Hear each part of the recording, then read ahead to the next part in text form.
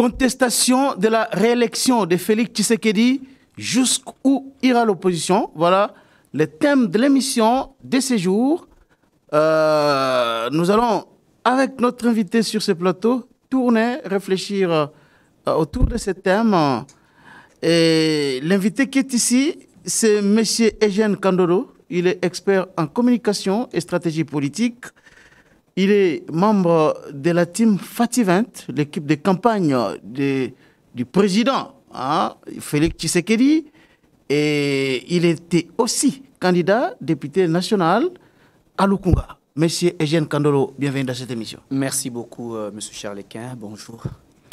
Alors, aussitôt élu le 31 décembre, aussitôt contesté, Fayoulou l'avait fait déjà le soir du 31 dans les prolongements immédiats de la publication des résultats provisoires par la CENI. Katumbi l'a fait aujourd'hui. Beaucoup d'autres candidats l'avaient fait. Votre réaction? Bon, c'est une suite logique d'un comportement. Et si on voit bien, on ne peut pas être étonné. L'opposition, au lieu de se préparer aux élections, ils ont passé le temps à tergiverser. Et donc, celui qui pouvait faire une lecture assez prospective pouvait voir que ceux-là, en fait, ne cherchent qu'une occasion pour contester. Et l'occasion, parce que vous avez évoqué Fayoulou et Katumbi, tout le monde sait dans ce pays que Fayoulou n'était pas prêt pour les élections. Pour preuve, il a empêché tous ses collaborateurs à postuler au niveau de la députation nationale, provinciale et au niveau de conseils communaux.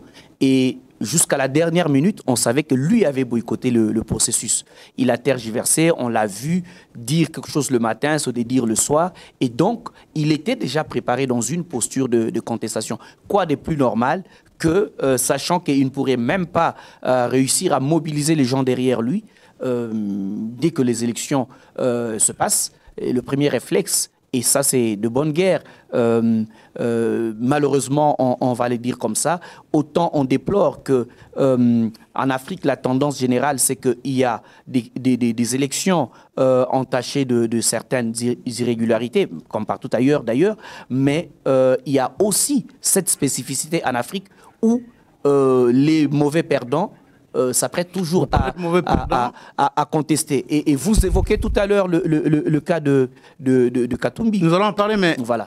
Qu'est-ce que vous ne pouvez pas aussi croire comme d'aucuns soutiennent aujourd'hui que Fayoulou cherchait tout simplement des garanties pour la bonne tenue des élections.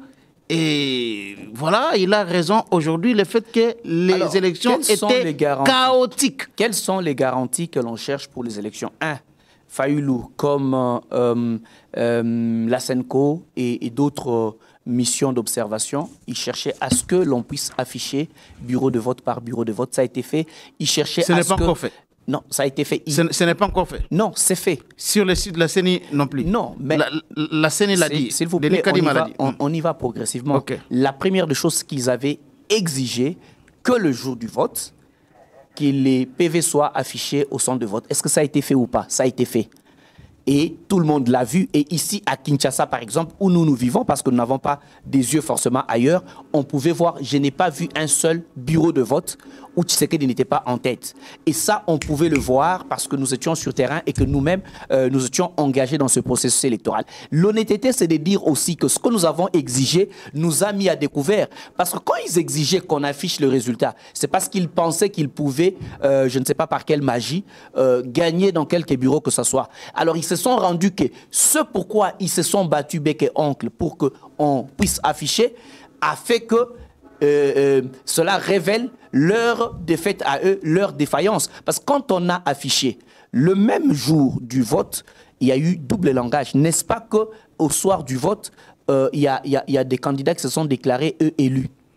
Et 2 jours après, quand ils se sont rendus compte de la réalité après affichage, ils ont demandé l'annulation des élections. Quelles sont les garanties qui ont été demandées? Les garanties, c'est que dans ces élections, il puisse y avoir 2 missions d'observation indépendantes. N'y a-t-il pas eu de missions d'observation indépendantes? Il y en a eu.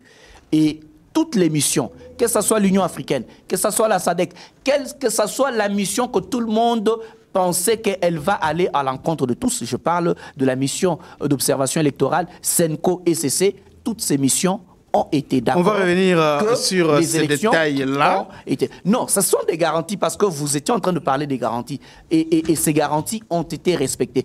Et les publications des résultats, c'est une situation de toute la plénière du bureau de la CENI à l'unanimité. Donc, ce n'est pas une volonté d'une seule personne contre d'autres. Et tous ces moyens mis ensemble voudraient que, quand on n'est pas de mauvaise foi, on puisse reconnaître que les élections se sont déroulées. Alors, vous avez suivi les discours de Moïse Katumbi aujourd'hui. Acceptés par tous. Est-ce qu'au fond, en suivant Moïse Katumbi, n'a-t-il pas vraiment raison?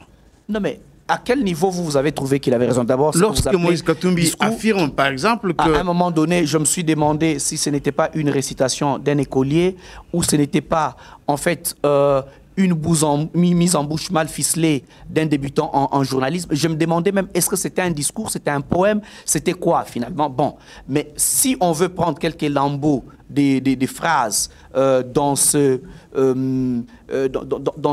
méandre mal ficelé, parce que ça n'avait aucune logique sémantique, à un moment donné, on se posait la question, mais c'est quoi le fil conducteur de ce qu'il était en train de raconter? Bon, prenons quelques bouts de phrases. Il parle notamment du fait que les élections... J'aimerais vous aider. Moïse Katumbi... Quel pays en Afrique a organisé les élections qui ont dépassé 11 heures? Mais en fait, soit il est informé, soit il n'est pas informé. Moïse Katumbi a dit exactement ceci. Il y a même des gens qui votent avant le jour de vote. Moïse Katumbi a dit exactement ceci. Que les élections se sont organisées en violation de la loi électorale, du fait que les élections sont parties de 11 heures jusqu'à s'élargir à 7 jours. Est-ce qu'il n'y a pas violation de la loi électorale précisément sur cette déclaration? Il n'y a pas eu violation de la loi électorale. Comment? Les élections se passent en un seul jour, mais là, ça s'est étendu sur 7 jours. Non, mais même si on rentre dans la logique de... parce que vous avez dit qu'il parlait de 11 heures. Est-ce que vous savez que si les élections commencent à 15 heures, ça ne se passera pas le même jour? Parce qu'en fait, la logique des 11 heures et la logique d'un seul jour, c'est deux choses différentes. Les élections, on comptabilise les heures par rapport au moment où les élections commence. Or, il y a eu d'autres réalités qui dépassent en fait le cadre légal, qui sont d'ordre technique. Imaginez qu'il y a un groupe d'électeurs qui n'ont pas voté Kadima l'a dit, et qu'on refuse qu'ils puissent continuer à voter et que cela empêche un parti politique demain à atteindre son seuil. Qu'est-ce qui va être dit? Parce que dans deux situations, il faudrait qu'on plaide pour la sagesse, il faudrait qu'on plaide pour le sens beaucoup plus majoritaire que pour le cas d'un seul individu. Et Moïse Katumbi veut faire croire que c'est parce que les élections ne se sont pas passées dans 11 heures que lui, il a échoué. On peut recommencer ces élections 10 000 fois, il va échouer parce que en fait, ce n'est pas le nombre d'heures qui détermine en fait la qualité de l'élection. Est-ce qu'il y a violation de la loi électorale ou pas? Parce que dans la loi électorale, il est dit que les élections doivent se dérouler pendant 11 heures. Mais ici, c'est 7 jours. Est-ce qu'il n'a pas raison d'évoquer ça? En 2018. Autant que cette année, il n'y a pas eu élection dans certaines parties et on a organisé ces élections après. Ça s'est étendu sur 7 jours? Non, je pose la question parce que vous parlez de la violation de la loi électorale parce que les gens n'ont pas voté le même jour. Il y a des dispositions d'ordre, des particularités qui ne sont pas en fait liées à l'organisation intellectuelle, mais qui sont liées à l'aspect technique. Je pose encore une fois des questions, parce que les machines que nous utilisons, ce ne sont pas les ingénieurs congolais qui ont fabriqué. Il y a eu des cas où on arrive et la carte de paramétrage de la machine ne fonctionne pas. Donc là, ça veut dire que le travail était bâclé du côté de la CENI. Non, le travail n'était pas bâclé. Même vous-même, Charles Quint, quand vous achetez ils n'ont pas pu prendre le temps de vérifier à la qualité de la machine. Les machines ont été de bonne qualité. Il faudrait qu'on puisse éclairer même l'opinion qu'une part. Quand vous achetez votre téléphone, vous faites le paramétrage, n'est-ce pas? Et le paramétrage dépend de votre aptitude, votre ergonomie, la relation entre l'homme et la machine. Et tous les chefs de bureau n'ont pas les mêmes aptitudes, parce que même quand on nous enseigne à l'école, la capacité... Moi qui vous dis ici, 2 fois j'ai les téléphones, je ne connais pas toutes les options du téléphone. 2 fois c'est soit ma femme qui vient découvrir quelque chose, qui fait à ma place. Les paramétrages, c'est pas mon truc. Ça ne veut pas remettre en cause que je ne sois pas intelligent. Les gens ont des aptitudes à différents niveaux. Ces machines sont arrivées... Donc ils n'étaient pas formés en fait. La CENI n'a pas eu le temps de former tous ceux-là qui devraient manipuler, manier les machines. S'il vous plaît, il y a eu des dimensions d'ordre sécuritaire. Parce que imaginez qu'on avait mis ces machines à disposition des gens avant. Parce qu'aujourd'hui, regardez même comment les gens inventent des situations qu'eux-mêmes imaginent. Ils disent que des gens avaient des machines de vote chez eux. Imaginez que ces opérateurs, imaginez que ces chefs de centre avaient des machines avant. Qu'est-ce qui s'est passé? Alors que tout le monde pensait qu'on va mettre les machines à disposition bien avant, Kadima a déjoué parce qu'il y avait des enjeux d'ordre sécuritaire. Il y avait des enjeux... On pouvait même identifier là où se trouvent les bureaux, les machines et les saboter. C'est comme ça que les machines ont été déployées le même jour pour contrer tout cela. Et quand on déploie le même jour, la capacité à paramétrer pour X et pour Y n'est pas forcément la même. Donc ça veut dire que tout ça n'était pas pris en compte bien avant, c'était pas bien étudié par la CENI pour prendre des précautions qu'il fallait. La CENI a étudié tout ça, mais il faut savoir... Mais elle a étudié tout ça, pourquoi ça s'est produit avec telle ampleur? Il y a des principes qui existent dans la vie. Ne donnez pas l'impression que la CENI ne maîtrisait pas ce qu'elle est en train de faire. Il y a des principes dans la vie. À chaque réaction correspond une réaction. À chaque action correspond une réaction. Vous ne pouvez pas sous-estimer les capacités de nuisance de certaines personnes qui ne voulaient pas que ces élections se passent. Vous savez que des gens ont crié dans ce pays que les élections se passent les 20 ou rien. Un jour de plus, on va mettre le feu. Il y avait tout ça. Mais en même temps, ces gens étaient en train de boutiquer en dessous de table pour trouver les moyens de saboter de manière à ce que ça ne se passe pas. Officiellement, ils disent, nous ne voulons pas que vous puissiez dépasser. Mais en même temps, ils travaillent pour qu'on dépasse afin qu'ils puissent se donner de raison. Et tout ça, les élections, ce n'est pas une affaire de petits-enfants. Mais Fayoulou avait dit qu'il fallait même un prolongement, un report de 10 jours. Un report de 10 jours pour éviter toutes ces irrégularités-là. C'est des pièges. Les gens vous disent officiellement, on peut prendre même un report de 10 jours, mais ce sont les premiers qui vont venir dire, voilà, vous n'avez pas respecté les délais constitutionnels, il fallait qu'on respecte ces délais et on l'a fait. Et ça, il faut rendre des fleurs à Kadima et son bureau parce que, et ce n'est pas n'importe quelle élection, il y avait 4 élections, c'est pour la première fois que ça se passe. Parce que tous les autres cycles électoraux, 2006, 2011, on organisait les élections présidentielles et législatives seulement, mais là, il y a eu 4 élections au même moment. Et ça, il faut savoir apprécier. Nous avons une très mauvaise habitude de ne voir que le verre à moitié vide et ne jamais regarder le verre à moitié rempli. On ne dit pas que les élections étaient parfaites. Et il n'y en aura pas parce qu'on a vu même aux États-Unis, Trump a pris d'assaut le Capitole. Aujourd'hui, ça lui coûte cher. On veut même invalider sa candidature à cause de ça. Ça veut dire qu'il y a toujours des contestations. On a parlé de l'intrusion russe dans les élections américaines d'autrefois pour désorienter le résultat à l'époque de Trump face à Hillary Clinton. C'est pour dire que l'œuvre humaine est toujours en fait en proie à de velléités d'ordre des attaques cybercriminelles, d'ordre de sabotage et tout ça. Quand on prévoit dans le management, un bon manager, et ça, c'est ce qu'il Fayoulou fait mal, c'est comme ça aussi que ce n'est pas bien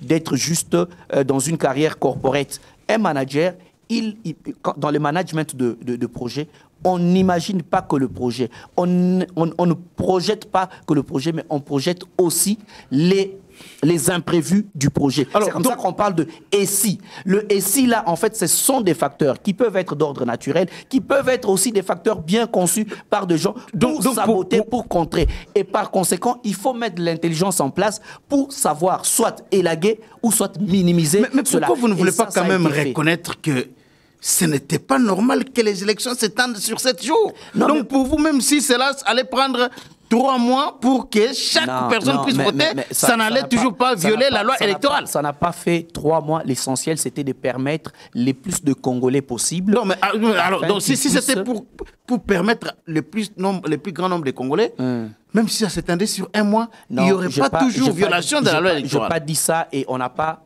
atteint 1 mois parce que... Donc 7 jours, c'est pas la violation. Les délais constitutionnels a été respecté. Est-ce que cela a perturbé le calendrier? Non, parce que la publication des résultats présidentiels était prévue le 31 et ça s'est fait le 31.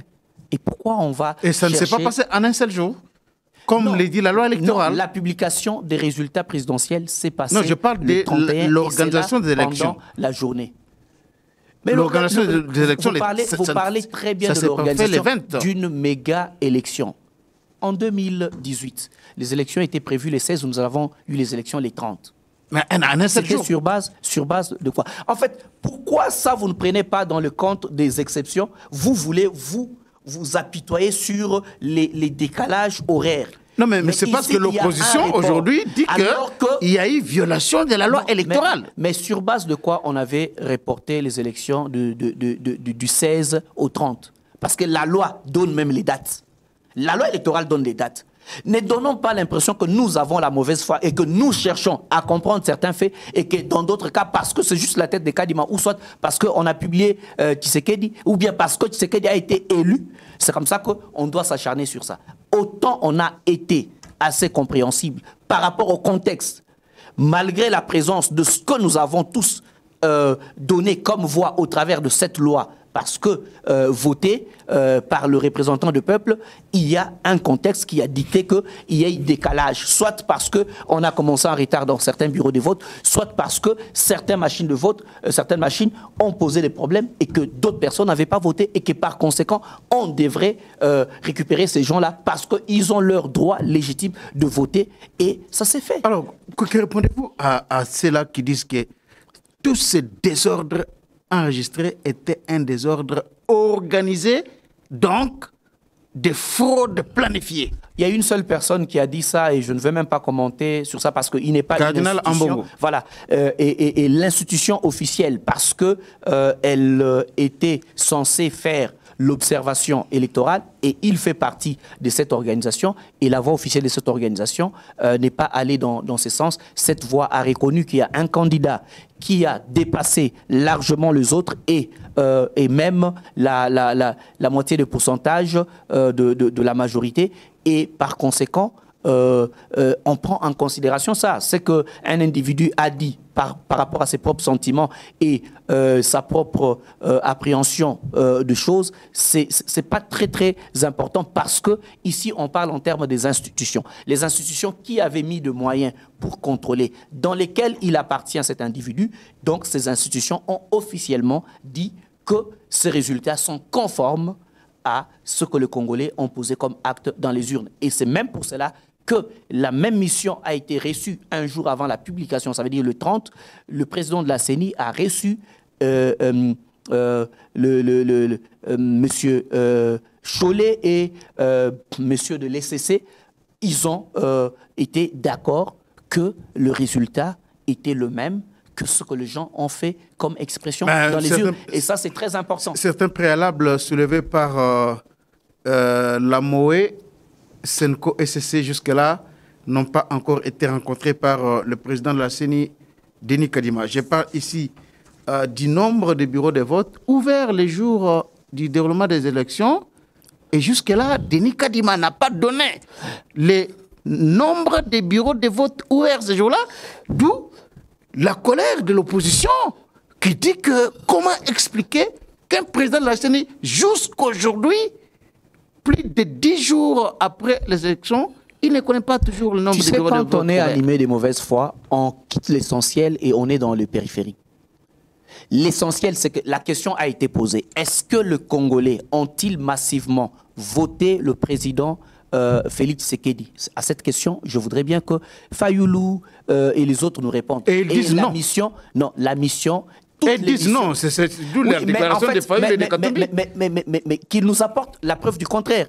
Parce que la mission sur laquelle il s'est reposé a dit qu'effectivement, il y a un candidat, et ce candidat, c'est Félix Tshisekedi, qui s'est démarqué largement en tête avec plus de la majorité absolue de voix. Et ça, personne ne peut les contester. Ils sont dans des contestations. Mais ils les contestent. Il y a le nombre de papiers. Comment vous dites que personne ne peut les contester alors qu'elles contestent ça? On ne conteste pas juste en se réveillant le matin. Il faudrait apporter la preuve du contraire. Est-ce qu'ils peuvent apporter la preuve du contraire? Qu'est-ce qui se passe en termes de contestation? Il y a la Cour constitutionnelle. La loi dit, parce que vous évoquez la loi, il faudrait qu'on rentre aussi dans la légalité de la loi, dans nos démarches. La loi dit que quand vous contestez, vous devrez aller 48 heures après la publication, présenter vos moyens de contestation au niveau de la Cour. Est-ce que vous savez que jusqu'à ce jour, la Cour n'a enregistré les derniers jours d'ailleurs, aucune contestation? Et c'est bien dommage.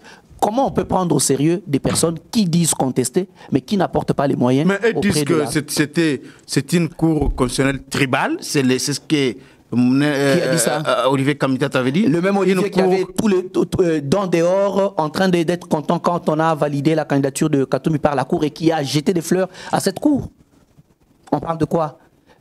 Donc ça veut dire qu'on a des réflexions à géométrie variable selon que les humeurs et selon qu'on a mangé aujourd'hui ou qu'on n'a pas mangé. C'est quoi cette histoire ridicule qui rend même au niveau de la trivialité l'élite congolaise? Pourquoi on doit avoir des appréciations en fait qui dépendent du temps? Mais ils ont toujours eu ça. Le président Tshisekedi a placé son frère à la Cour constitutionnelle. Dès qu'il sera élu par fraude, que les résultats soient confirmés par cette Cour-là, tribalisée. La cohérence, c'est que quand vous rejetez quelque chose, vous la rejetez en tout temps et vous restez cohérent. Comment la même Cour, parce que vous savez que c'est grâce à la Cour que la candidature de Katumbi a été sauvée.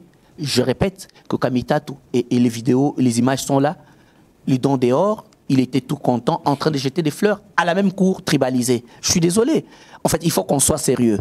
Si je viens sur ces plateaux pour dire que ces messieurs ne sont pas sérieux, il faudrait que je reste cohérent dans les faits, parce que les faits sont sacrés, comme disent le journaliste que vous êtes, et les commentaires, c'est libre. Les commentaires de la Cour est tribalisée, c'est la liberté de Kamitatu. Et quand on avait validé la candidature de Katumbi, la Cour, elle était, voilà, le président de la Cour. Moïse Katumbi parle des machines à voter qu'on a retrouvées dans les maisons des candidats députés de l'Union sacrée.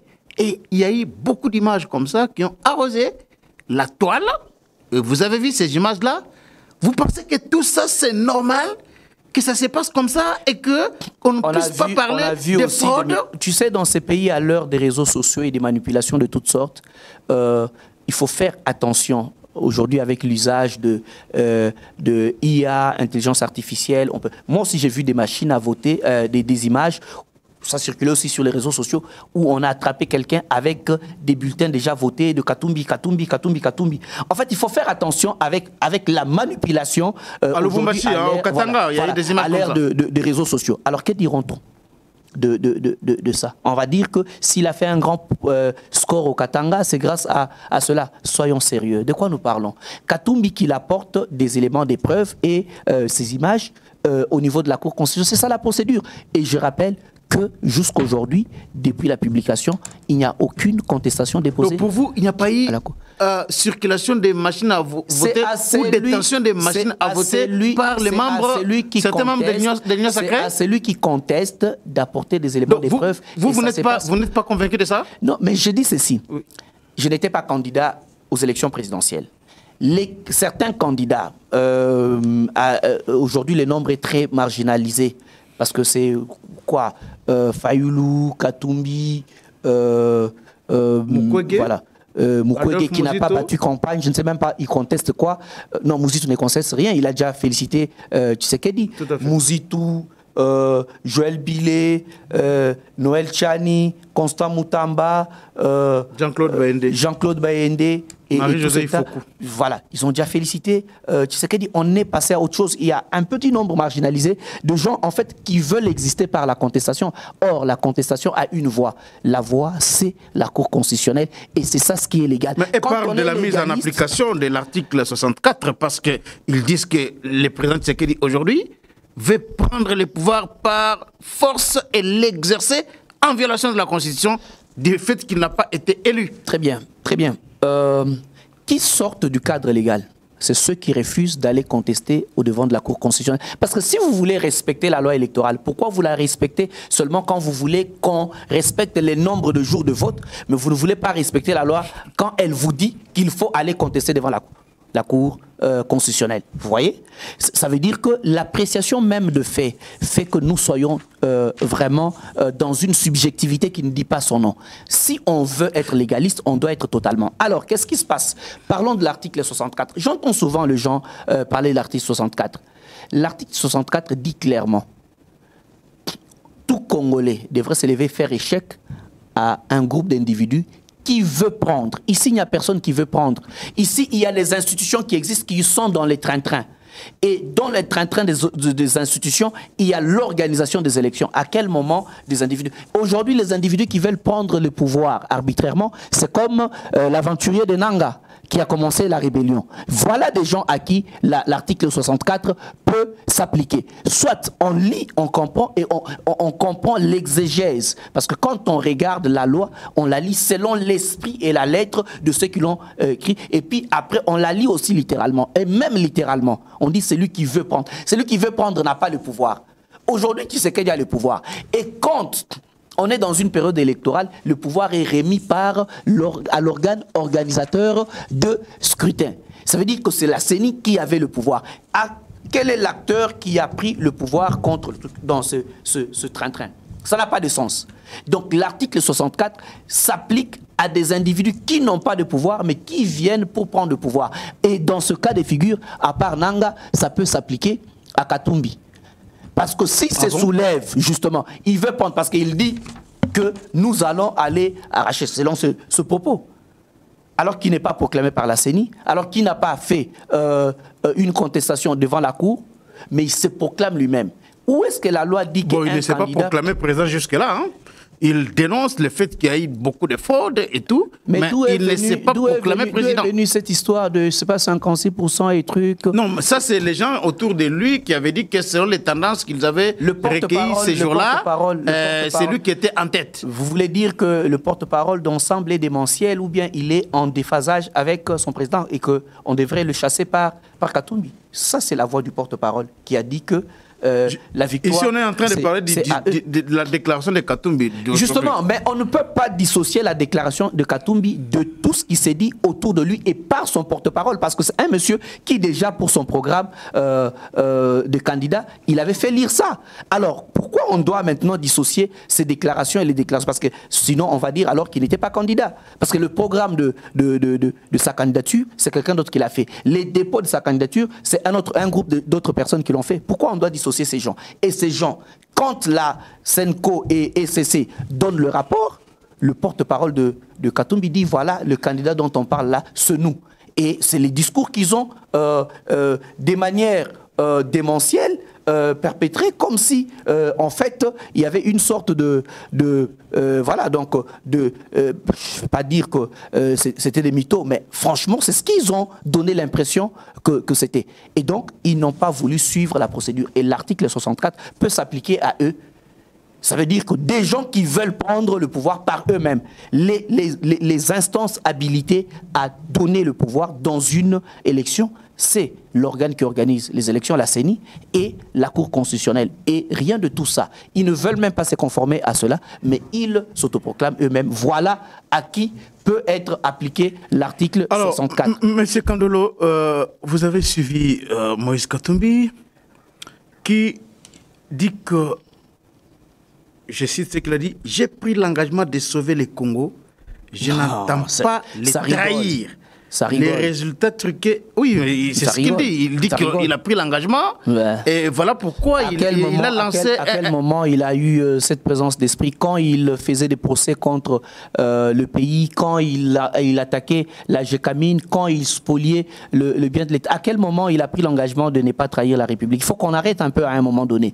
Parce qu'en fait, vous ne vous réveillez pas le matin après avoir pillé, après avoir muselé les gens pendant que vous aviez le petit pouvoir en tant que gouverneur, et aujourd'hui vous vous réveillez le matin, vous dites j'ai pris l'engagement de ne pas trahir. Il faut qu'on arrête un peu avec ce genre de choses. On ne peut pas aujourd'hui se déclarer comme ça, faire un vœu, comme si bon voilà, parce que nous sommes en 2024, ça veut dire que la bonne année a apporté une sorte de renouvellement de l'âme et de l'esprit de monsieur, et qui, piqué par quelle mouche sainte, il ne veut pas trahir le pays. Il a déjà trahi le pays dans le passé et il trahira toujours. Donc, Katumbi a fait un appel à la mobilisation générale du peuple congolais. Non, il ne mobilise pour sauver notamment le pays. Est-ce que vous n'avez pas peur que l'on voie à travers toute la République des actions fortes contre Monsieur Charles Quint Tshisekedi pour exiger son départ du pouvoir? Le 31 décembre, vous étiez ici au Congo, non? Vous avez vu la liesse populaire après, et ça s'est fait pendant la journée, ce n'était pas dans un char. Vous avez vu la liesse populaire. Et depuis le 31, aujourd'hui nous sommes le 3, n'est-ce pas? Vous pensez que ce peuple-là, qui a manifesté sa joie d'avoir porté haut leur champion avec 73%, historique dans ce Congo depuis que nous avons commencé des cycles démocratiques des élections, tant bien que mal depuis 2006, c'est pour la première fois. Un président est élu, il y a liesse populaire presque partout à travers le pays. Si ces gens ont été incapables de mobiliser les gens dans les urnes pour les voter, je ne vois pas comment ils vont mobiliser les gens pour venir perturber. Mais ils ont aussi été votés un peu partout à travers la République, même si ils n'ont pas eu tous les mêmes pourcentages, mais ils ont été votés un peu partout. Donc, ces gens-là peuvent descendre dans la rue pour réclamer la victoire de leur candidat. Les 18% de Katumbi voudraient qu'ils réclament la victoire et qu'eux, ils dirigent les 73%. C'est quoi la logique? Les 73% contestés, ça il faut c'est quoi la logique? Justement, voilà pourquoi nous voulons sentir le poids là. Parce que ceux qui contestent, ils doivent nous prouver qu'effectivement, ils sont majoritaires. Ils ne le sont pas. Donc, vous n'avez pas peur de Katumbi? Non. Katumbi, en fait, on sait que c'est quelqu'un qui avait, selon ce que les gens de Katumbi ont toujours dit, il avait démystifié Joseph Kabila, et Kabila a été sous des sanctions de la communauté internationale. Vous ne pensez pas qu'aujourd'hui, Katumbi, il y a des réseaux, qui est dans des réseaux des puissants de ce monde, peut mettre à genoux les régimes de Tshisekedi? Vous savez, Charles Quint, dans ce pays, on est habitué à beaucoup de mythes. Vous vous rappellerez qu'il y a un moment donné, on parlait du mythe de carnet d'adresse du patriarche Kengo. Non, il a un carnet d'adresse. Comme si chaque fois qu'il y a FMI dans toutes ces années, tous les gens qu'on engage là-bas, ce sont ces gens à lui. Le carnet d'adresse de Kengo. Ces mythes-là, j'ai entendu un patron de médias qui, peut-être en mal de positionnement, parce qu'il n'a pas été approché par le régime de Fachi, il a fait par tous les moyens, à cause de tout ce qu'il avait fait contre la République, il ne s'est pas retrouvé, mais finalement, il a commencé à faire des émissions, il passait partout, pour nous dire combien Katumbi est dangereux. Il s'est déchaîné en nous démontrant il ne faut pas sous-estimer, c'est quelqu'un qui a une capacité de nuisance, il a des tentacules. Mais toutes ces prédications de ce monsieur de la presse, de ce patron de la presse, j'ai attendu pour voir ça. Mais le jour passe en fait. Parce que selon ce qu'il disait, ça veut dire que ça va être terrible. Même Kadima n'allait même pas publier les résultats des élections tant que Katumbi était là. À un moment donné, ce n'est pas que... Vous pensez que ce monsieur auquel vous faites allusion là, il n'avait pas raison de dire ça? Non. Donc Katumbi n'a pas une capacité de nuisance qui fait faire peur à Tshisekedi? C'était juste une frustration parce qu'il n'a pas été approché, parce qu'il croit que lui, il est faiseur de roi et que lui, il est le patron de presse par excellence qui façonne tout le monde. Et que malheureusement, en fait, il voulait donner ce genre de discours comme une sorte d'appel de pied. Vous êtes en train de minimiser un adversaire politique, ce qui n'est pas aussi prudent.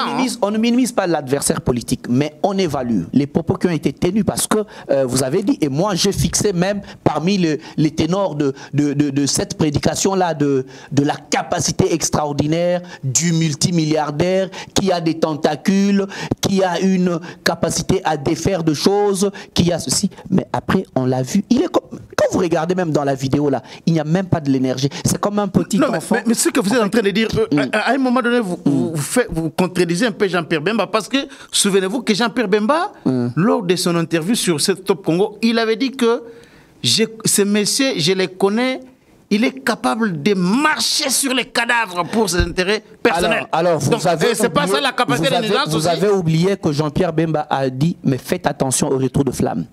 Ça, tu ne l'as pas dit. Parce que quand tu parles de propos, il faut aller jusqu'à la conclusion de ces propos. Ça veut dire que quelqu'un peut se penser très nuisible, ce que nous ne pouvons pas nier. Et on ne peut pas se féliciter d'être quelqu'un de nuisible, quelqu'un de négatif. Parce que quand nous sommes en train de parler, on en parle comme si c'était quelque chose de positif. Ça veut dire que quelqu'un qui est champion dans le coup bas, qui est champion dans des sales besognes, ça veut dire qu'il peut faire éliminer des gens. Il y a eu des témoignages chez les journalistes qui disent qu'il a déjà invité quelqu'un, alors qu'il était juste... avant même qu'il soit même gouverneur, il invite quelqu'un, il les menace avec armes. On a vu des témoignages ici circuler de journalistes. Vous voyez un peu ça. Et on doit applaudir pour ça. C'est un dictateur, c'est un malfaiteur, c'est quelqu'un en fait qui est dans toutes sortes de sales besognes, qui est dans la mafia à la Sicile. Un malfaiteur? Non, en fait, selon le propos, parce que quand vous dites... Non, Bemba a dit clairement que Katumbi était mafieux. Ça, c'est Jean-Pierre Bemba qui l'a dit. Hein? Et donc, une chose est d'identifier ce qu'il est capable de faire, sans minimiser, mais sans amplifier, comme ce patron-là de presse, qui voulait en fait jeter une sorte de peur. Non, mais, non pas une peur, mais il disait quand même la vérité, parce qu'il était dans le régime de Kabila, si c'est celui-là à qui j'ai fait allusion, et il savait comment Katumbi a fait mal au régime Kabila. Lisez la théorie des manipulations de Chomsky. Avec l'information, on peut aussi facilement manipuler. On dit des faits, mais on l'utilise en fait comme intox, comme manipulation. Donc il faut faire attention avec les types de poisons communicationnels que l'on peut faire véhiculer. C'était en fait pour transmettre la peur, pour nous mettre dans une sorte de terreur. Non pas qu'on minimise, mais qu'on le prend à sa juste valeur, on ne dramatise pas non plus. On le prend à sa juste valeur. C'est monsieur, comme l'a dit le vice-premier ministre, ministre à la Défense, tout celui qui ira à l'encontre de la loi, tout celui qui voudra déstabiliser le pays, tout celui qui se retrouvera dans l'une des dispositions de la loi, soit de haute trahison, soit de rébellion, soit de soulèvement, il va trouver le retour de la flamme. Ça, c'est clair. Donc, on ne peut pas vivre dans une république démocratique comme si on s'était tout permis. À l'époque, effectivement, ils étaient tout permis. Tu pouvais être gouverneur, tu pouvais être dealer avec le président de la République et tu t'es permis de menacer des gens, de faire disparaître. Mais ce n'est plus le cas. Ce n'est plus le cas. Nous sommes dans un état de droit. Que lui pense que c'est lui qui va amener. Nous sommes déjà dedans. Et j'en veux pour preuve sa sortie médiatique en 2022 sur France 24, où il vantait en fait les avancées, notamment en termes d'état des droits. Et cet état des droits veut que des gens qui sont dans des sales besognes, qui peuvent utiliser des méthodes qui ne sont pas des méthodes républicaines, qui ne sont pas des méthodes en fait qui respectent la justice, que ces gens-là puissent se retrouver sous le feu de la même loi de l'état des droits. Monsieur Eugène Kandolo, est-ce que vous ne voyez pas qu'un pays aussi fragile comme les nôtres, avec tout ce que nous avons comme dossier, de l'insécurité à l'est de la République, Massissi, occupé Bunagana, Rutshuru, Nyiragongo, occupé toujours par l'armée rwandaise. Je viens de voir même là aujourd'hui les rapports des experts de l'ONU où ils ont publié des photos de l'armée rwandaise sur le sol congolais. Un pays qui fait face à un complot comme celui-là, vous ne voyez pas que avec tous ces discours, qu'il est temps qu'il y ait quand même un dialogue entre le président Tshisekedi et tous ces opposants-là pour qu'il y ait ne fût-ce qu'annulation des élections et chercher un compromis. Je ne sais pas si vous faites exprès, je ne vois pas en fait le lien entre l'insécurité à l'Est et l'annulation des élections. Mais j'ai parlé d'un pays fragile. Justement, je peux d'un fragile. Et vous pensez que c'est en annulant les élections que le pays cesse d'être fragile? Si je vais dans la logique crée quand même une union entre acteurs politiques. C'est faux, c'est faux. Il faut pas tout ce qu'il faut savoir, c'est qu'aujourd'hui, élu avec 73% de voix, le président Tshisekedi est plus que jamais président, et pour ceux qui l'ont voté et pour ceux qui ne l'ont pas voté. Et il est garant de la nation et de respect des institutions.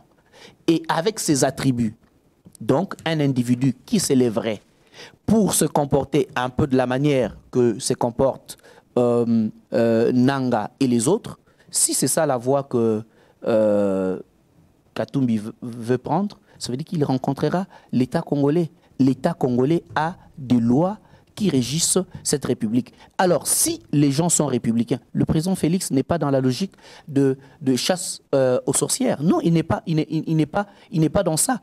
Il a été élu président et je crois que, d'abord, c'est quelqu'un qui a beaucoup de qualités humaines. Je ne le vois pas chercher à museler ni Fayoulou, ni Katumbi, ni qui que ce soit parce qu'ils ne sont pas élus. C'était une compétition, les élections sont passées. Maintenant, cap vers, effectivement, vous ne voulez pas la consolidation dialogue on a vu Kabila organiser le dialogue aux lendemain des élections de 2011. Les problèmes, ce n'est pas le dialogue en soi, mais c'est la finalité du dialogue. Parce que vous semblez, c'est comme ça que j'ai demandé si vous faites... finalité du dialogue, ça veut dire annulation des élections, réorganisation d'un processus électoral crédible. Les liens que vous faites entre le dialogue et l'annulation, je ne les comprends pas. Et c'est comme ça que j'ai dit. Dialogue, oui, ça peut avoir lieu. Ça veut dire que le président de la République peut parler avec tous les Congolais et peut identifier n'importe quel Congolais qu'il pense qu'il peut contribuer à l'avancement des objectifs et de la vision que lui, il a pour le pays. Et pour le moment, la vision, c'est quoi? Il a défendu pendant les élections. Et si vous voyez les temps qu'il avait pris, c'est un temps nationaliste, un temps de guerrier, parce que ça fait plus de 30 ans que nous parlons de cette situation. Et nous devons vraiment nous mobiliser pour qu'une fois pour toutes, qu'on puisse mettre fin à cette guerre de l'Est qui n'a fait que perdurer, qui nous a pris de vie, qui nous a fait compter le nombre de femmes violées, le nombre de sang qui a coulé. Il faut que ça s'arrête. On ne peut pas rester dans la distraction. Et ce que les autres sont en train de faire pour le moment, c'est une façon de nous distraire. Parce que s'ils étaient Congolais et qu'ils pensent réellement que ce Congo qui, selon vos propos, est fragile et qu'il faudrait consolider, je crois qu'ils ne pouvaient pas perdre du temps. Après avoir entendu les rapports de toutes les missions d'observation et les derniers remparts pour eux qui étaient la mission d'observation Senko et CC, je crois que peut-être c'est par contrariété, peut-être c'est par honte. Ils ne veulent pas d'emblée abandonner, ils veulent donner l'impression qu'ils avaient pour aussi faire plaisir à quelques gens qui les ont accompagnés, qui les ont votés et quelques fanatiques qu'ils ont. Mais je crois qu'en âme et conscience, ils savent que c'est quelque chose, c'est un feu de paille qui ne va pas durer. Il est très important qu'on arrête la distraction, que nous tous, on regarde dans la même direction. Il y a quelqu'un qui a été élu avec 73% de voix et qui est le garant de la nation, qui est n'importe quel Congolais qui a de capacité et que dans la vision du chef de l'État, s'il pense qu'il peut utiliser utilement l'un de ces Congolais, qu'il soit l'un des candidats perdants aux élections présidentielles, qu'il soit quelqu'un d'autre, il peut le faire, mais cela dans un cadre bien constitutionnel et qui respecte les règles et les lois du pays. Et les règles et les lois du pays demandent à ce que l'on puisse mettre en place une institution qui organise les élections, qui publie les résultats provisoires et que lesquels résultats, si ils sont contestés par quelques candidats que ce soit, que cela soit fait devant les cours et tribunaux connus, ça veut dire devant la Cour constitutionnelle et dans un délai bien prescrit. Et au-delà de ces délais-là, la Cour constitutionnelle va tirer les conséquences et confirmer les élections. Et après, les institutions vont continuer. C'est ça la logique. Et en dehors de cette logique, il n'y a pas d'autre logique. Merci beaucoup, M. Eugène Kandodo. Nous sommes à la fin de cette émission. Votre mot de la fin. Je vous remercie d'abord pour l'invitation. Merci. Je voudrais ici saluer tous les Congolais et leur dire qu'après l'élection avec 73% du chef de l'État, Félix Tshisekedi, confirmé au travers de missions d'observation, et à ces jours, il y a plusieurs pays africains qui sont en train de faire couler leurs félicitations. On a vu même ailleurs des acteurs politiques comme Marine Le Pen, qui est en France, mais qui a sauté vite pour adresser ses félicitations. Donc, alors que la Cour constitutionnelle n'a même pas encore dit les derniers mots sur les résultats définitifs, mais on a déjà enregistré autant de félicitations. Mais c'est pour dire qu'on ne reste pas pour dormir sur les lauriers. La République a un rendez-vous avec son destin. Et ce rendez-vous se conjugue au travers de la réélection de Félix Tshisekedi, qui a été presque plébiscité. Je ne vais même pas dire presque, il a été plébiscité parce que c'est une élection qui a amené une liesse populaire. Aujourd'hui, on est tous derrière cette vision. Nous avons un objectif, c'est de pacifier le Congo au travers, en fait, des dispositions que nous allons prendre, mais aussi donner la paix et du pain à tous les Congolais au travers des engagements que le chef de l'État avait pris lors de sa campagne, plus d'emplois. Parce qu'après la gratuité de l'enseignement, il faudrait que les gens qui vont être déversés dans le marché public puissent avoir de l'emploi, plus de pouvoir d'achat pour que le Congolais puisse avoir sa fierté et qu'il ne puisse pas être traîné par quelqu'un qui, parce qu'il lui a payé un billet d'avion, bien qu'il a porté dans le jet, il doit en parler toute la vie et rappeler, quand on a le pouvoir d'achat, on a la fierté de se payer soi-même le billet, de s'acheter soi-même une chemise et de ne pas être dans objet de chantage de quelqu'un. Plus de pouvoir d'achat, l'économie diversifiée, plus de sécurité, et dans cet élan, on va bâtir un pays plus beau qu'avant, où il faut beau vivre, et j'appelle tout le monde à être dans cette dynamique, démontrer que nous aimons le pays. Et ceux qui aiment le pays n'ont pas intérêt à voir ce pays aller en feu. Tous ceux qui voudront voir le pays aller en feu sont des ennemis du Congo et ils rencontreront la loi parce que nous voulons effectivement que ce pays soit stable, nous voulons les construire et ce maintenant ou jamais. Merci beaucoup, monsieur Eugène Kandolo, expert en communication et stratégie politique, membre de la team Fatih 20, l'équipe de campagne du président Tshisekedi. Ça a été un plaisir pour nous de vous recevoir dans cette émission. Restez branchés sur votre chaîne. Nous allons nous retrouver très prochainement dans un autre numéro de votre magazine Les Débats Congolais.